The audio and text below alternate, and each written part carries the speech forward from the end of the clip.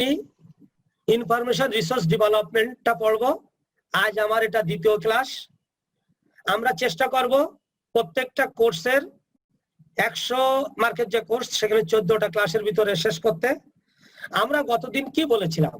আমরা গতদিন বলেছিলাম যে সিলেবাসের ইউনিট 1 এর দুইটা পার্ট, একটা আছে concept of library information resources development, আর একটা আছে types of library and information resources.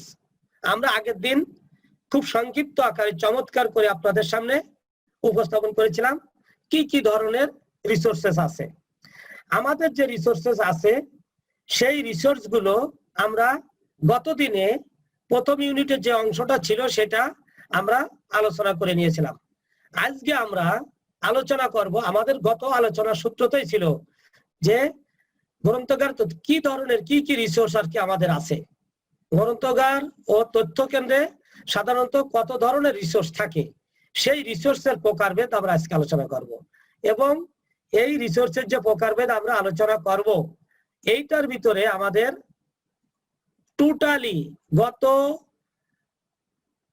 আমাদের যেটা গত ক্লাসে যে কোশ্চেনটা ছিল আর আজকে যে কোশ্চেনটা থাকবে, এই দুটোর ভিতরে টোটাল বিষয়টা আমাদের সামনে চলে আসবে। এবং আলোচনার পরে যথারীতি আমরা শেষে 5 মিনিট আপনাদেরকে 10 মিনিট এক একজন করে এই রিলেটেড কোশ্চেনের উপরে আপনাদের কাছ থেকে চমৎকার উপস্থাপনা শুনবো। চলে আসি, আমরা দ্রুত শুধুমাত্র পয়েন্টগুলোর বাদ দিয়ে যাব, কথা বলবো এবং সাথে সাথে আমরা ছোট ছোট কোশ্চেন গুলো। মজার ব্যাপার, আজকে আমি দেখলাম আপনাদেরকে আমি সম্ভবত 33টা ছোট কোশ্চেনের উত্তর দেব আজকে টপিকস এর আলোচনার। অর্থাৎ এটাকে বলে বিপ্লোম্যাট্রিক্স, অর্থাৎ একটা টোটাল টপিকস এর উপরে যে বিষয়গুলো থাকে তার মেন বিষয়গুলো কে যে কিওয়ার্ডের সাথে বেছে নেওয়া হয়, এটাকেই হলো বিপ্লোম্যাট্রিক্স এর কিওয়ার্ড গুলো। তা 33টা ছোট কোশ্চেনের উত্তর দিব, যদিও অতি অল্প সময়ের মধ্যে এটা তৈরি করতে হয়েছে, তারপরে ইনশাল্লাহ আপনাদের ভালো লাগবে। আমাদের আজকের ইউনিটের প্রথম ইউনিটের দ্বিতীয় অংশে ছিল যে টাইপস অফ ইনফরমেশন রিসোর্সেস, গ্রন্থাগার ও তথ্য কেন্দ্রে কি কি ধরনের তথ্য সম্পদ থাকে। যথারীতি আমরা বলেছিলাম গতদিন এটার উত্তর পাওয়া যাবে কোথায় পাওয়া যাবে, আগের দিনকে স্লাইডে আমরা সেটা বলে দিয়েছিলাম। এটা 31 থেকে 44 পৃষ্ঠার ভিতরে এই সমস্ত বিষয়গুলো টপিকস এর পাওয়া যাবে। টাইপস অফ ইনফরমেশন রিসোর্সেস, আমরা এখন তথ্য সম্পদের প্রকারভেদটা আলোচনা করব। গতদিন আমরা নিয়ম হলো আগের ক্লাসটাতে আমরা কি শিখেছিলাম, আগের ক্লাসটাতে আমরা শিখেছিলাম লাইব্রেরি কাকে বলে, তথ্য কাকে বলে, উপাত্ত কাকে বলে, ডেটা কাকে বলে, সরি মেটা ডাটা কাকে বলে, নলেজ কাকে বলে। তারপরে এক জায়গায় বলেছিলাম যে গ্রন্থাগারে তথ্য সম্পদ যেটা আছে সেটা বলছিলাম যে গ্রন্থাগারে যে সমস্ত তথ্য সম্পদ আছে সেটা প্রধানত 2 প্রকার। গত ক্লাসের দিন আমরা বলেছিলাম সাবজেক্টের নাম এবং আমরা আসি প্রথম টপিকস, আমরা প্রথম স্লাইডে চলে যাই। টাইপস অফ ইনফরমেশন রিসোর্সেস, অর্থাৎ গ্রন্থাগার সম্পদ কত প্রকার ও কি কি। ছোট ছোট প্রশ্ন শুরু হয়ে গেল, গ্রন্থাগার সম্পদ কত প্রকার ও কি কি। গতদিন আমরা বলেছিলাম সাধারণত গ্রন্থাগার সম্পদকে 2টো ভাগে ভাগ করা যায়। আগের দিন আমরা বলেছিলাম কি বলেছিলাম, একটা বলেছিলাম যে কালেকশন অফ রিডিং ম্যাটেরিয়ালস, একটা হচ্ছে পাঠ্য সামগ্রী। খেয়াল করুন শব্দটা, ইংরেজি শব্দটা রিডিং ম্যাটেরিয়ালস। একটা শুধু পয়েন্টটা ঝমাঝম নিচে নিচে লিখে যাবেন, পরে দেখবেন আপনাদের আমি যেভাবে ক দিছি 1 দিলে 1 নম্বর 2 নম্বর দ্রুত লিখে যাবেন। শুধু আর একটা আমরা বলছিলাম যে অন্যান্য সম্পদ আদার ম্যাটেরিয়ালস, অর্থাৎ গতদিন বলেছিলাম কালেকশন অফ আদার ম্যাটেরিয়ালস আর প্রথমে বলেছিলাম কালেকশন অফ রিডিং ম্যাটেরিয়ালস। আজকে আমাদের আলোচনা থাকবে এই পাঠ্য সম্পদটা নিয়ে। ওকে, হোয়াট ইজ রিডিং ম্যাটেরিয়ালস, পাঠ্য সম্পদ কি জিনিস, অর্থাৎ রিডিং সামগ্রী সম্পদ কি। এই রিডিং সম্পদ আবার 2 ভাগে ভাগ করা যায়। রিডিং ম্যাটেরিয়ালস 1 নম্বর যেটা ছিল সেটা 2 ভাগে ভাগ করা যায়। কি জিনিস, একটা হচ্ছে প্রিন্টেড ম্যাটেরিয়ালস আর একটা হচ্ছে কি হবে, আর একটা কি হবে, ওকে জাস্ট একটা হচ্ছে প্রিন্টেড ম্যাটেরিয়ালস আর একটা হবে নন প্রিন্টেড ম্যাটেরিয়ালস। তাড়াতাড়ি লেখো জামিল, তাড়াতাড়ি লেখো, তাড়াতাড়ি, জামিল রাজশাহী, তাড়াতাড়ি লেখো। 2 নম্বর হচ্ছে অমুদ্রিত সামগ্রী। একটা গেল মুদ্রিত সামগ্রী প্রিন্টেড ম্যাটেরিয়ালস, আর একটা হচ্ছে অমুদ্রিত সামগ্রী। আপনি খেয়াল করেন, আপনারা বাংলা করতে বলতেছেন, আমি কিন্তু বলতেছি প্রিন্টেড ম্যাটেরিয়ালস, ঠিক আছে? আরেকটা বলতেছি নন প্রিন্টেড ম্যাটেরিয়ালস। জাবের 665-তে ক্লাস হচ্ছে তোমার ওখানে, নতুন টপিক। তুমি তো এটা করেছো, আবার এটাতে জয়েন করছো কেন? ওকে, একটা হচ্ছে প্রিন্টেড ম্যাটেরিয়ালস আর একটা হচ্ছে নন প্রিন্টেড ম্যাটেরিয়ালস, ঠিক আছে? আসেন আমরা এখন আসি প্রিন্টেড ম্যাটেরিয়ালসে কি আছে।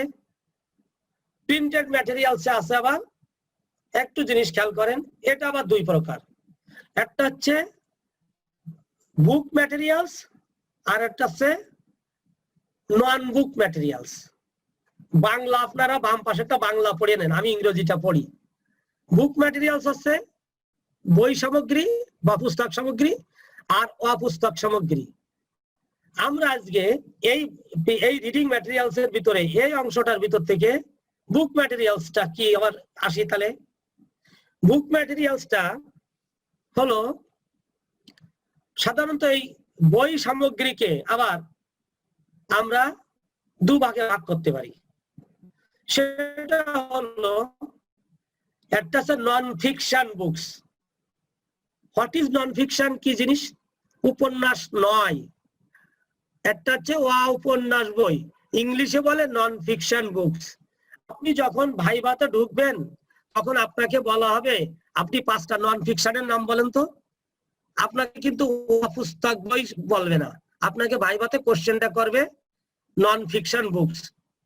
অর্থাৎ যে বই উপন্যাস নয়, সহজে বোঝা যাচ্ছে, উপন্যাস গল্প নাটক নয়, সেইগুলো হচ্ছে উপন্যাস। যেমন টেক্সট বুক, রিয়ার বুক, ইনকবুলা, তারপরে প্রবন্ধ, তারপরে বিভিন্ন ধরনের সাবজেক্টিভ বই, এইগুলো সব হচ্ছে নন ফিকশন। আর একটা হচ্ছে ফিকশন বুকস। ফিকশন কোনগুলো?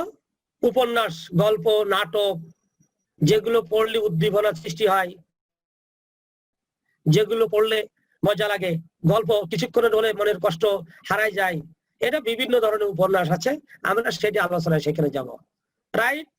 ওকে, আমরা এখন যাব এই নন ফিকশন বুকটা কি সেটা দেখবো আমরা। আসেন, নন ফিকশন বুকস আবার কয় প্রকার? নন ফিকশন বুককে 5 ভাগে ভাগ করা যায়। নন ফিকশন বুককে 5 ভাগে ভাগ করা যায়। কি জিনিস সেই 5টা? একটা হচ্ছে জেনারেল বুকস, সাধারণ পুস্তক। সাধারণ পুস্তক কি জিনিস?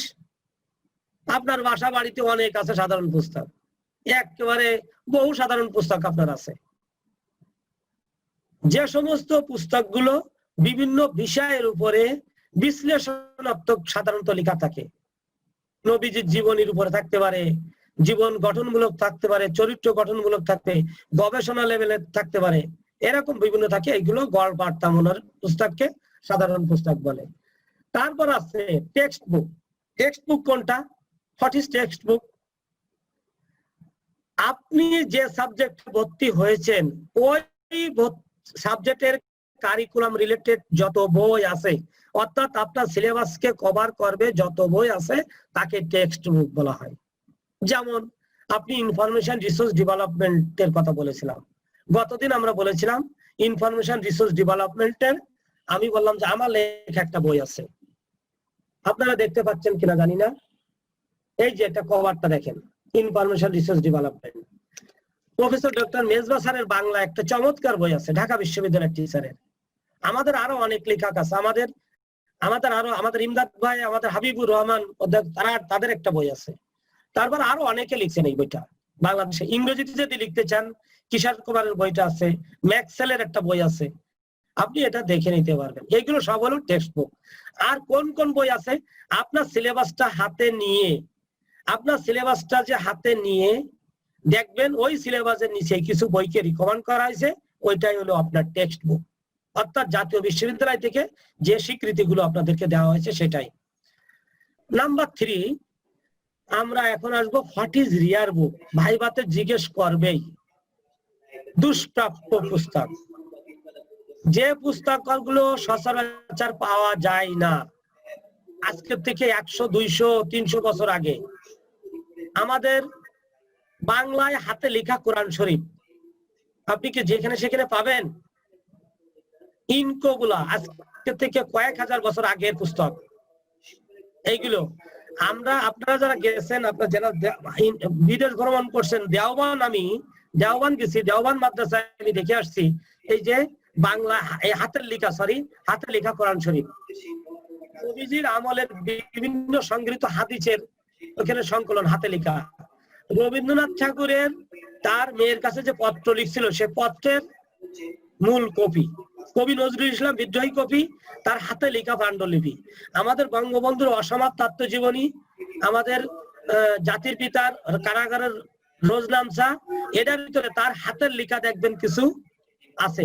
উনার হাতের লেখা যে বইটা ছিল, ওই যে ডায়েরিটা ছিল, ওই ডায়েরিটার থেকে ছাপাইয়ে বইটা হয়েছে, ওই ডায়েরিটাই কিন্তু রিয়ার বুক, দুষ্প্রাপ্য পুস্তক। ওকে, তারপর হচ্ছে reference book. What is reference book? Reference কি জিনিস? 103 নম্বর সাবজেক্টের নাম ইনফরমেশন সোর্সেস এন্ড সার্ভিসেস। এই রেফারেন্স সার্ভিস, রেফারেন্স বুক, এখানে অনেক অংশ জড়িয়ে আছেন। রেফারেন্স বুক হলো ওই পুস্তক যে পুস্তক সম্পূর্ণটা পড়তে হয় না, শুধুমাত্র প্রয়োজনীয় অংশটা দেখে পাঠক বা ব্যবহারকারী বা ইউজার যে আপনার কাছে আসবে তার যে প্রশ্নের উত্তর দেওয়া যাবে, সেটা হলো রেফারেন্স পুস্তক। যেমন ডিকশনারি, আপনি যদি একটা ডিকশনারি কিন্তু আপনার এই মাথাতে পুরোটা পড়বেন? নিশ্চয়ই আপনারা ডিকশনারি পুরোটা পড়েন না। ডিকশনারি, এনসাইক্লোপিডিয়া, নিশ্চয়ই এনসাইক্লোপিডিয়া পড়বেন না।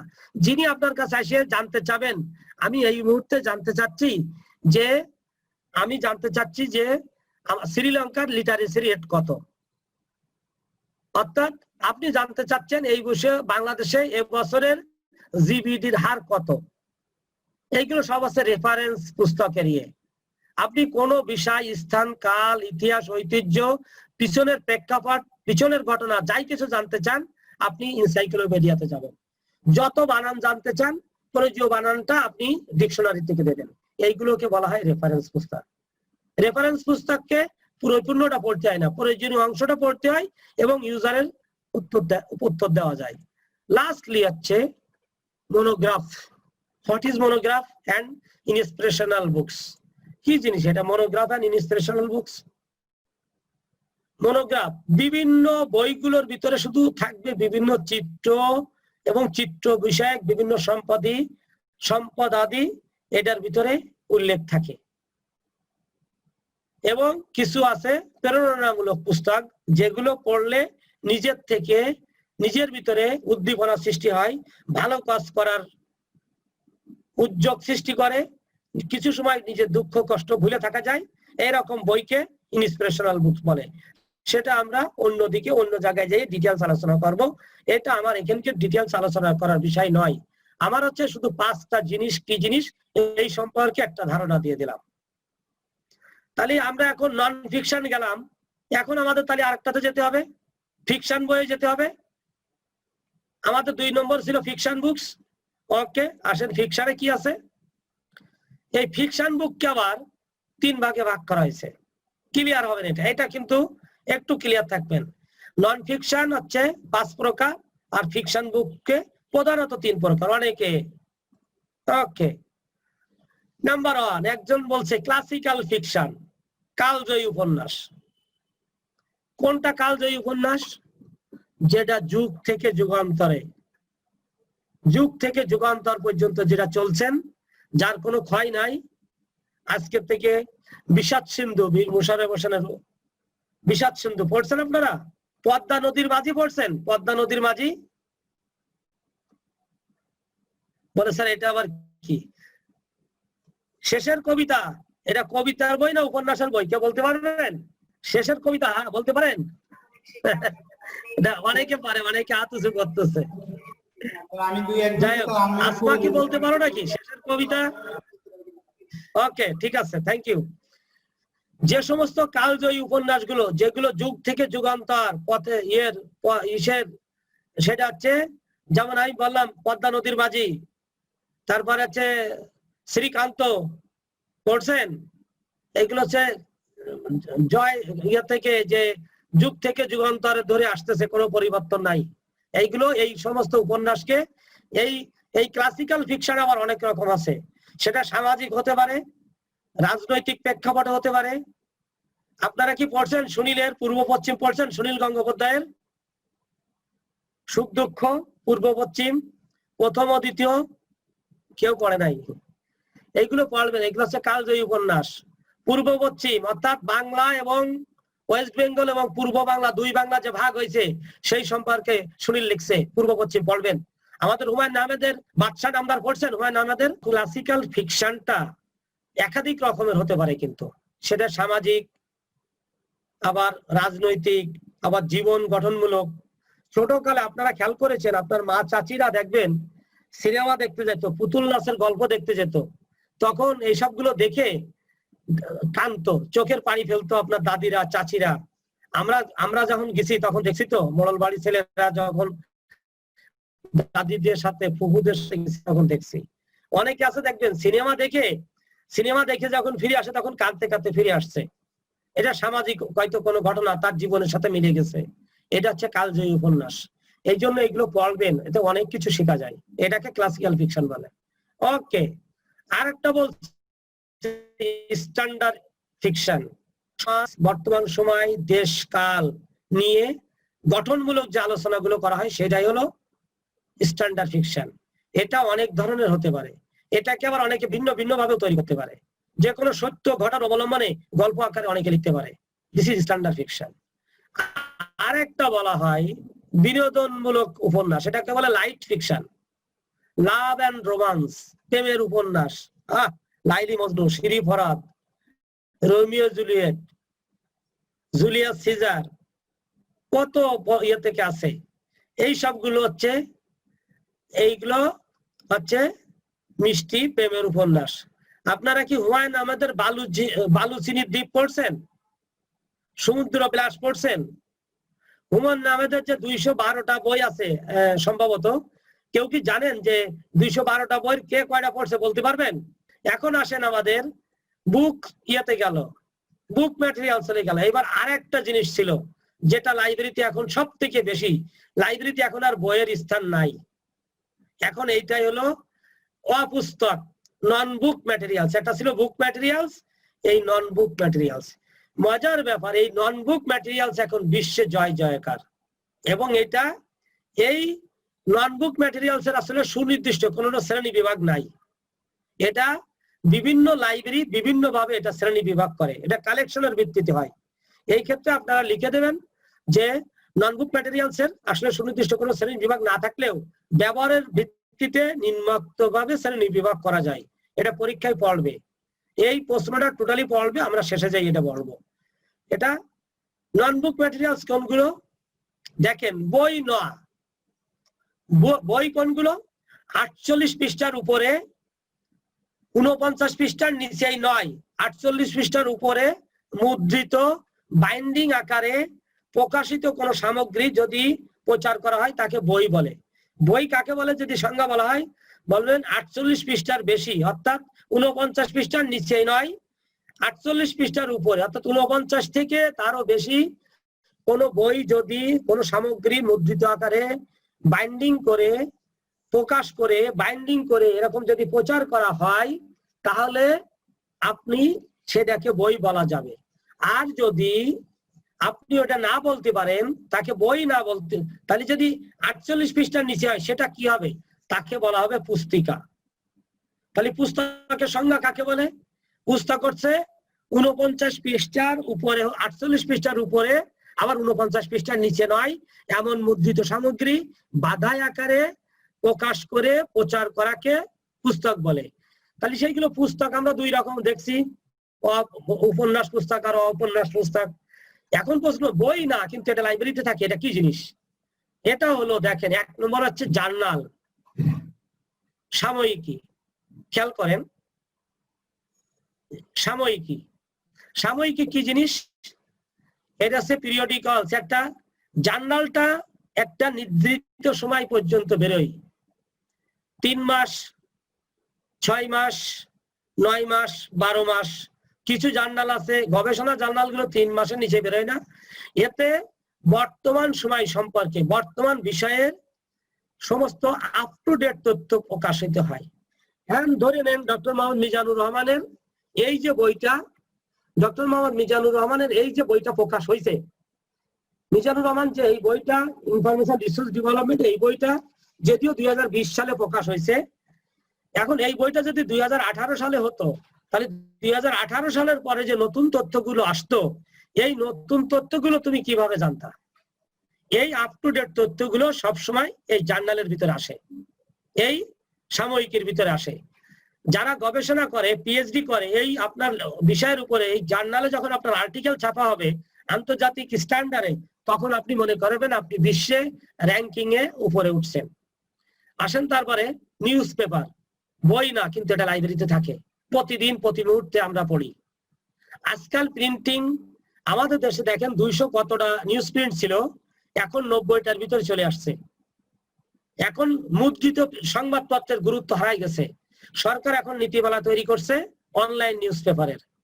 এখন এই নিউজ পেপার কিন্তু বই না, কিন্তু লাইব্রেরিতে রাখে, লাইব্রেরিতে প্রচুর ইউজার এটা ব্যবহার করে।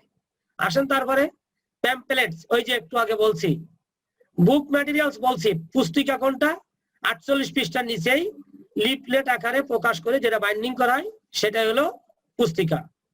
তারপরে হলো printed catalogue. What is printed catalogue? Printed catalogue হলো ওই সামগ্রী সমূহ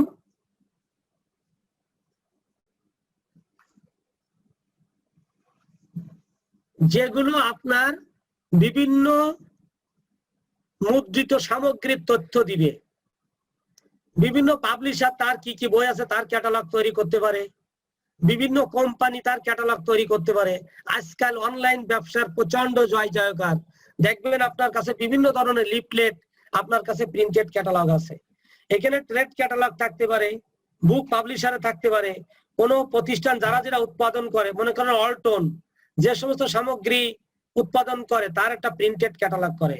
আমাদের গ্রন্থাগার তথ্য বিজ্ঞানের জন্য এই মুদ্রিত ক্যাটালগ বিভিন্ন পাবলিশার, পুস্তক ব্যবসায়ী, এজেন্সির তাদের এই প্রিন্টেড ক্যাটালগটা যদি আমরা সংগ্রহ করি, তাহলে এটার পার থেকে আমরা বিভিন্ন জিনিসপত্র আমরা এটা নিতে পারবো। আমাদের বুক সিলেকশনের ক্ষেত্রে দারুণ কাজে লাগবে। আমাদের গ্রন্থাগারিকদের পুস্তক নির্বাচনে এই প্রিন্টেড ক্যাটালগ দারুণ ভূমিকা পালন করে। ওকে, তারপর আসেন আছে government publication. What is government publication? সরকারি যত প্রকাশনা আছে, সরকার প্রতিনিয়ত প্রকাশ করে, সেটা বই না, কিন্তু সেগুলো আপনার প্রতিদিন কাজে লাগে। যেমন সেটা কিভাবে হবে, মুদ্রিত ক্যাটালগ কিভাবে হবে, গভর্নমেন্ট পাবলিকেশন কিভাবে? যেমন সরকারের ইকোনমিক রিভিউ একটা প্রকাশ হয়, ইকোনমিক রিভিউ একটা জার্নাল, একটা প্রকাশ, এইতে একটা সাময়িকী হয়, বাজেট বই বেরোয়। আচ্ছা, বিবিএস একটা বই বের করে, BBS Bangladesh bureau of statistics, ব্যানবেজ, আমি যেখানে চাকরি করি শিক্ষা মন্ত্রণালয়ে, সেখানে শিক্ষা বিষয়ক প্রতি বছরে একটা করে পরিসংখ্যানের বই বের হয়। এইগুলো সব কালেকশন করতে হবে। এইগুলো গভর্নমেন্ট পাবলিকেশন যদি আপনি কালেকশন করেন, এখন অনলাইনে পাওয়া যায়, তাহলে আপনার লাইব্রেরিতে ওই বইপত্র থেকে এখানে ছোট ছোট যে সমস্ত ইনফরমেশন পাবে, তাতে পাঠকের অনেক উপকার হবে। তারপরে আসেন কি চার্ট, আপনারা অনেকে জানেন একটা চার্ট থাকে, যে অনেক দেখবেন বিভিন্ন কলেজ স্কুলে প্রিন্সিপালের রুমে বিশাল বড় বিভিন্ন ইয়ে থাকে, বিশ্বের ম্যাপ থাকে, ক্যালেন্ডার থাকে। তারপরে ইউনো অফিসে যে দেখবেন একটা উপজেলার ভিতরে কতগুলো শিক্ষা প্রতিষ্ঠান আছে, উপজেলার ইউনিয়নের কতগুলো, মোট জনসংখ্যা কত আছে, ভোটার কত আছে, মহিলা ভোটার কত আছে, বিভিন্ন তথ্যের পরিসংখ্যানের চার্ট থাকে। আপনার লাইব্রেরিতে এইগুলো চার্ট থাকতে হবে, এগুলো বই না, কিন্তু এইটাই আপনার সব থেকে বেশি ব্যবহৃত হবে। এখন ইকোনমিক চার্ট, এখন সব থেকে বেশি কৃষির উৎপাদনের বিভিন্ন বিষয়গুলো নিয়ে এখন ইয়ে হইতেছে, কৃষির পরে চার্ট গুলো। শিক্ষা অফিসে যাবেন, কতগুলো স্কুল আছে, কতগুলো ছাত্র আছে, কতগুলো ছাত্রী আছে, 10 বছরের নিচে কত আছে, 10 থেকে 16 বছরে কতজন আছে, ইন্টারমিডিয়েট লেভেলে আছে, গ্রাজুয়েট লেভেলে, পোস্ট গ্রাজুয়েট লেভেলে, আন্ডার গ্রাজুয়েট লেভেলে, সব এই চার্টের ভিতরে আপনি পাবেন। ওকে, তারপর আছেন গ্রাফিক্যাল ম্যাটেরিয়াল, চিত্র বিষয়ক সামগ্রী। আপনার লাইব্রেরিতে থাকবে না, আপনার বই থাকবে না, কিন্তু এই গ্রাফিক্যাল ম্যাটেরিয়ালস আপনাকে দারুণ কাজে দিবে। আপনি দেখে এটা বুঝে যাবেন এই চিত্র বিষয়ক সম্পত্তি। যে কোনো বিষয় সম্পর্কে আপনার কাজ করতে গেলে গুগলে একটা সার্চ দিয়ে যদি আপনি একটা জিনিস দেখেন, দেখে সেখান থেকে একটা ছবি নেন, নিয়ে সেই সম্পর্কে একটা ধারণা নেন, তাহলে আমরা সেখানে আপনারা দেখবেন যে পড়ে যেটা না বুঝতেছেন সেটা এই চিত্র বিষয়ক সামগ্রী দেখে, যেটা লাইব্রেরিতে প্রচুর পরিমাণে সংগ্রহ করবেন, বিভিন্ন ম্যাপস, গ্রাফস, এটা দেখবেন চার্ট, এগুলো সবই এই অ্যালবামের মতো মুক্তিযুদ্ধর মহানায়ক একটা ইলাস্ট্রেটিভ ম্যাটার একটা আছে, সেটা বঙ্গবন্ধুর এই সে জন্মের প্রথম থেকে শুরু করে বিভিন্ন জায়গার রাষ্ট্রদূত, কূটনীতিদের যেখানে যে সমস্ত কথাবার্তা বলেছেন তা সব ওইটার ভিতরে আছে। আসেন ম্যাপস, বিশ্বের আপনি এক জায়গায় ভ্রমণ করবেন, বিদেশে যাবেন, বাংলাদেশেই যান না, একটা ম্যাপ দেখে নেন, সেই জায়গার টেম্পারেচার কত, জনসংখ্যা কত, সেই লোকের খাবার, হোটেল কি পাওয়া যাবে, কোন জাতি, কোন রাস্তা দিয়ে কোন জায়গায় যাবে। বাংলাদেশের অনেক ভালো ভালো জায়গা আছে দেখার মতো, অনেক ভালো ভালো জায়গা। ওকে, তারপর আসেন গ্লোব। স্কুলে থাকবে, দেখবেন ঘুরোই ঘুরোই দেখে পৃথিবী কোনটা কোন জায়গায়, ভূমধ্যসাগর কোন জায়গায়, ভারত মহাসাগর কোন জায়গায়, আরব মহাসাগর কোন জায়গায়, বিভিন্ন জিনিস আপনি ঘুরাই ঘুরাই ঘুরাই ঘুরাই দেখবেন। সবার আছে এটা। গেম, এটা আবার কি জিনিস? গেম, বিভিন্ন ভিডিও গেম না, বিভিন্ন ধরনের গেম আছে, ভালো ভালো গেম আছে। তাই বলে টিকটক, আবার ওই যে কি সব উল্কি টুলকি আগে ওইসব গেম কিন্তু আবার লাইব্রেরিতে সংগ্রহ রাখেন না। এখানে এই গেমস বলতে বিভিন্ন স্ট্যান্ডার্ড, ক্রিকেট, তারপর অন্যান্য গেম সম্পর্কে, বিভিন্ন প্লেয়ার সম্পর্কে, অর্থাৎ এই সম্পর্কিত প্লেয়ারদের সম্পর্কে। কিছুদিন আগে একটা কথা আপনারা শুনছেন যে লিওনেল মেসি বার্সেলোনা ছাড়ি চলে যাচ্ছিল, কত টাকা, এই সম্পর্কে যে সমস্ত পেপার কাটিং গুলো আছে, এই খেলার খবর গুলো, এইগুলো গেম এবং ইলাস্ট্রেটিভ ম্যাটারের ভিতরে, এখানে এইটার ভিতরে আসবে। আসেন পোস্টার। What is poster? লাইব্রেরিতে আবার পোস্টার কি জিনিস? আপনি পোস্টার গুরুত্বপূর্ণ জিনিস, ইতিহাসের সাক্ষী বহন করে। আপনারা যদি কোনো আর্কাইভসে ঢোকেন, এখন দেখবেন আজকের থেকে বছর 5, 7, 10 আগেও যখন আমাদের দেশে ইলেকশন হতো, আরে ভোটের পোস্টারের বাহার, 4 কালার 5 কালারের বিভিন্ন পোস্টার হতো। এখন কিন্তু সব একরকম কালার হয়। আপনি 1971 সালে আমাদের পোস্টার কেমন ছিল খেয়াল করবেন, সেটা যদি আপনার লাইব্রেরিতে থাকে। 70-এর দশকে, 50-এর দশকে, আজকে থেকে 100 বছর আগে কি ধরনের লিফলেট পোস্টার ব্যবহার করতো, লাইব্রেরিতে এটা থাকলে আপনার লাইব্রেরি অনেক সমৃদ্ধ হবে। যারা পোস্টার নিয়ে কাজ করে তারা তাদের ডিজাইন, তারা তাদের ইনোভেটিভ আইডিয়া, উদ্ভাবনী পরিকল্পনা, এইগুলো দেখে তৈরি করতে পারবেন। এটা খুবই ইম্পর্টেন্ট পোস্টার। আপনি দেখবেন, আমি মাঝে মাঝে বিভিন্ন জিনিস দেখি, আপনার পোস্টারটা কি হয়। আপনি দেখেন এখন স্কুল এবং কলেজে কিন্তু ভোট হয়, স্টুডেন্ট ক্যাবিনেট নির্বাচন, সেখানে কিন্তু সেই স্টুডেন্ট ক্যাবিনেটে সেটা কিন্তু পোস্টার ছাপানো যায় না, সেখানে ছাপানো যায় না, কিন্তু পোস্টার হাতে লিখতে হয়। এটাও দেখবেন একদিন ইতিহাস হয়ে থাকবে। এইগুলো স্যাম্পল আপনার লাইব্রেরিতে কালেকশন করতে হবে। ওকে, তারপর আছে রিসার্চ রিপোর্ট। বিভিন্ন বিষয়ে গবেষণা হয়, সরকারের বিভিন্ন প্ল্যানিং কমিশন থেকে বিভিন্ন ধরনের হয়। এরকম দেখবেন যে বিভিন্ন ধরনের এই ধরনের পোস্টার এবং সাময়িকী গুলো প্রকাশ হয়, যেগুলো আপনার দারুণ কাজে লাগবে। এবং এইগুলো, এই রিসার্চ রিপোর্ট গুলো যদি আপনার লাইব্রেরিতে থাকে, তাহলে স্পেশাল ওই বিষয়ে যে সমস্ত গবেষক, সেই গবেষক গুলো আপনার কাছে আসবে। আপনারা জানেন কিছুদিন দিয়ে এই যে পলিথিন ব্যাগ, পাট দিয়ে পলিথিন ব্যাগ আবিষ্কার করছে। এখন এই যে গবেষণা রিপোর্টটা যদি থাকে আপনার লাইব্রেরিতে, আরেকজন উদীয়মান গবেষক সে ওইটার ঘরে আরেকটা পোস্ট ডক্টরাল করার জন্য পোস্টটা আরেকটা রিসার্চ করে সেই তো আরেকটা নতুন কিছু আবিষ্কার করতে পারবে। এই জন্য রিসার্চ রিপোর্ট গুলো আপনাকে থাকতে হবে। তারপরে আছে বিজনেস এন্ড কমার্শিয়াল লেটার। এটা আবার কি জিনিস? লেখেন, তাড়াতাড়ি লেখেন, business and commercial letter. Business যেগুলো লেটার এবং কমার্শিয়াল, এটা হচ্ছে বিভিন্ন চুক্তি। আপনি বিশ্বের সাথে, বিভিন্ন দেশের সাথে যে সমস্ত ব্যবসা বাণিজ্য হয়েছে, আর্কাইভসে যেগুলো সংরক্ষণ করা থাকে, সেইগুলো যেগুলো প্রকাশ হয় সেইগুলো আপনি কালেকশন করবেন। তাহলে সেই ট্রেড যে কমার্শিয়াল লেটার গুলো কিভাবে লেখা হয়, বিজনেস চুক্তিগুলো কিভাবে হয়, সেইগুলো আপনি দেখে নিতে পারবেন। তারপর আছে পার্সোনাল ডায়েরি।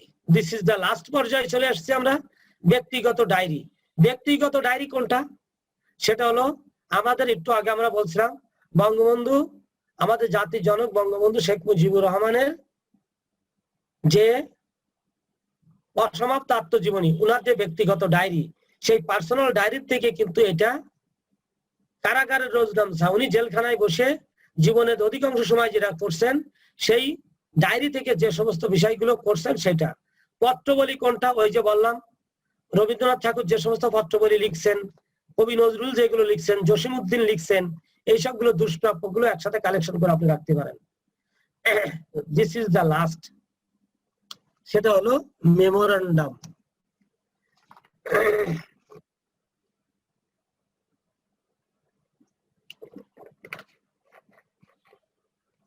স্মারকলিপি, এটা আবার কি জিনিস? স্মারকলিপি আপনারা দেখবেন বিভিন্ন সময় বিভিন্ন আন্দোলন সংগ্রাম হয়, বিভিন্ন গ্রুপ স্মারকলিপি জমা দেয়। আপনি একটু ভাবেন তো, এ যাবৎকালে 1971 সাল কিংবা 47 থেকে 71 অথবা 1905 থেকে 47, 47 থেকে 1971, 71 থেকে আজকে পর্যন্ত যত আন্দোলন হয়েছে, সংগ্রাম হয়েছে, বিভিন্ন গ্রুপ যত স্মারকলিপি মাননীয় প্রধানমন্ত্রী রাষ্ট্রপতির কাছে জমা দিয়েছেন, রাষ্ট্রপতির কাছে তো দেওয়া যায় না, প্রধানমন্ত্রীর দপ্তরে জমা দিতে, এইগুলো সব যদি এক জায়গায় করেন তাহলে আপনার কি জিনিস তৈরি হবে?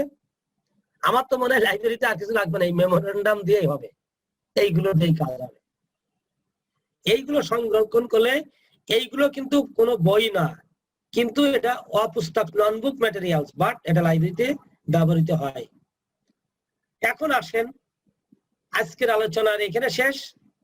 আজকের আলোচনায় কি প্রশ্নটা হতে পারে আমাদের সে বিষয়টা একটু যেতে হবে, একটু লেখেন দেখেন। আজকের আলোচনার পরীক্ষার এই প্রশ্নটা যেটা শিখলাম আমরা, সেটা হলো গ্রন্থাগারের তথ্য সম্পদ বলতে কি বোঝায়?